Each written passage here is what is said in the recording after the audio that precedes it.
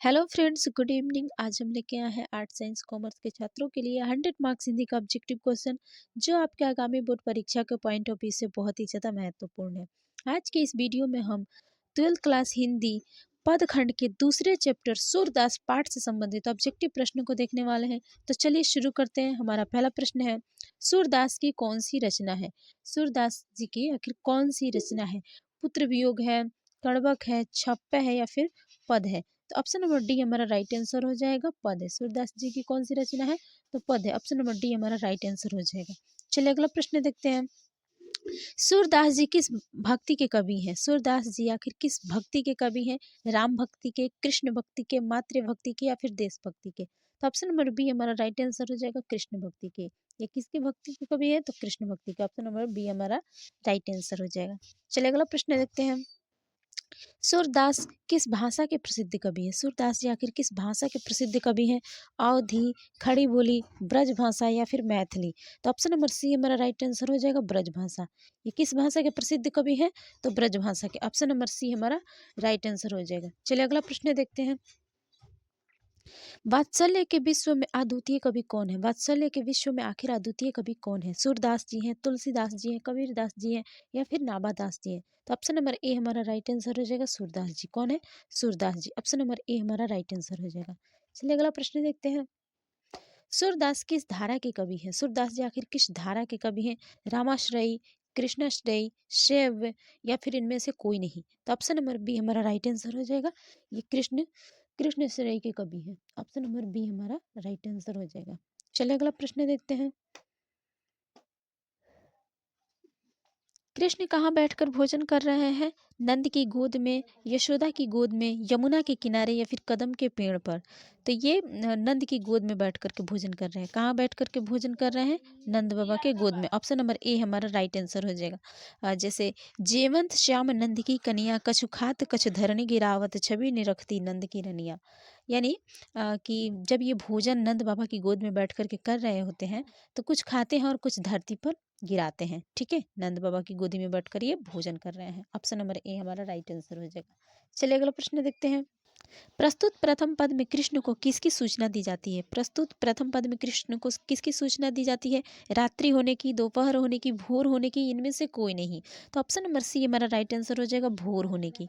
इन्हें जगाया जाता है, ब्रजराज कृष्ण को कहा जाता है कि आप उठिए, भोर हो चुकी है, जागिए ब्रजराज कुंवर, कमल कुसुम फूले, कुमुद वृंद संकुचित भयो, मृग भृग लता भूले।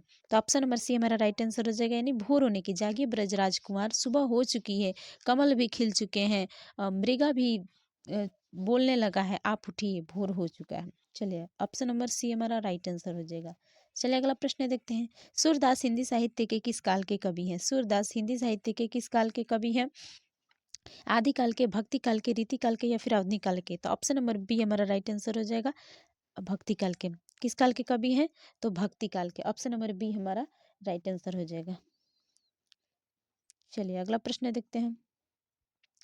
कौन सी रचना सूरदास की नहीं है? कौन सी रचना सूरदास जी की नहीं है? सुर सागर, साहित्य लहरी, सुर सारवली या फिर सतसई? तो नंबर डी हमारा राइट आंसर हो जाएगा, सतसई। इनकी रचना नहीं है। ऑप्शन नंबर डी हमारा राइट आंसर हो जाएगा। चलिए अगला प्रश्न देखते हैं। कौन सी रचना सूरदास जी की है? कौन सी रचना सूरदास जी की है? सतसई है, दोहावली है, सुर सागर या फिर गीतावली है? तो ऑप्शन नंबर सी हमारा राइट आंसर हो जाएगा, सुर सागर, जो कि सूरदास जी की रचना है। ऑप्शन नंबर सी हमारा राइट आंसर हो जाएगा। चलिए अगला प्रश्न देखते हैं। सूरदास जी को किस चीज की भूख है? सूरदास जी को आखिर किस चीज की भूख है? कृष्ण की, जूठन की, प्रेम की, काव्य रचना की, इनमें से कोई नहीं? तो ऑप्शन नंबर ए हमारा राइट आंसर हो जाएगा, कृष्ण की, जूठन की। जब कृष्ण भोजन करके जैसे में कहा जाता है कि जो रस नंद जशोदा बिलसत, जो नाही तीहू भवनिया, भोजन करे नंद नंद अचमन ली हो, मांगत सूर्य जिठनिया। अर्थात कि जब कृष्ण भोजन करके नंद बाबा की गोद से उठ करके कुल्ला कर रहे होते हैं, तब सूरदास जी उनके जूठन मांगते हैं कि हमें अपना जूठन दे दीजिए। ठीक है, ऑप्शन नंबर ए हमारा राइट आंसर हो जाएगा। कृष्ण की जूठन मांगने की भूख है इनको। ठीक है, चलिए अगला प्रश्न देखते हैं हम। सूरदास जी की अनुमानतः जन्म तिथि आखिर क्या है? 1475, 1475, 1480 या फिर 1482? तो माफ़ कीजिएगा, यहाँ पे ये गलत हो गया है, ये भी यहाँ पे 78 होना चाहिए। ठीक है, 78 होना चाहिए, यहाँ पे 78 होना चाहिए, 1478 ईस्वी में। ऑप्शन नंबर बी हमारा राइट आंसर हो जाएगा, 1478 ईस्वी में। इनका जन्म कब हुआ था? तो 1478 ईस्वी। ठीक है, 1478। और इनका निधन कब हुआ था? तो 1583, याद रखिएगा, 1583। यहाँ पे ऑप्शन में ये गलत दे दिया है। ठीक है, 1478। चलिए, निम्नलिखित में से कौन सा कवि अष्टछाप नहीं है? निम्नलिखित में से कौन सा कवि अष्टछाप नहीं है? सूरदास, कृष्णदास, जायसी या फिर कुमुद दास? तो ऑप्शन नंबर सी हमारा राइट आंसर हो जाएगा, जायसी। ठीक है, ऑप्शन नंबर सी हमारा राइट आंसर हो जाएगा, जायसी। चलिए, अगला प्रश्न देखते हैं। कछुखात कछुधरनी गिरावत कवि निरखती नंद रनिया में कौन सा अलंकार है? उपमा है, रूपक है, यमक है या फिर अनुप्रास अलंकार है? तो ऑप्शन नंबर डी हमारा राइट आंसर हो जाएगा, अनुप्रास अलंकार। कौन सा अलंकार है? तो अनुप्रास अलंकार है। ऑप्शन नंबर डी हमारा राइट आंसर हो जाएगा। चलिए, अगला प्रश्न देखते हैं। केवल कुसुम फूले नर नारी शुर श्याम में कौन सा अलंकार है? उपमा है, अनुप्रास है, रूपक अलंकार है या फिर यमक अलंकार? तो ऑप्शन नंबर बी हमारा राइट आंसर हो जाएगा, अनुप्रास अलंकार। कौन सा अलंकार है? तो अनुप्रास अलंकार। ऑप्शन नंबर बी हमारा राइट आंसर हो जाएगा। चलिए, अगला प्रश्न देखते हैं। साहित्य लहरी किसकी रचना है? साहित्य लहरी किसकी रचना है? जायसी की है, सूरदास जी की है, कबीर की है, फिर तुलसीदास की है? तो ऑप्शन नंबर बी हमारा राइट आंसर हो जाएगा, सूरदास जी की। किसकी है? सूरदास जी की। ऑप्शन नंबर बी हमारा राइट आंसर हो जाएगा। चलिए, अगला प्रश्न देखते हैं हम। सूरदास की रचनाओं की भाषा क्या है? सूरदास जी की रचनाओं का भाषा आखिर क्या है? अवधी है, ब्रज भाषा है, खड़ी बोली या फिर मैथिली है? तो ऑप्शन नंबर बी हमारा राइट आंसर हो जाएगा, ब्रज भाषा। कौन सी भाषा है?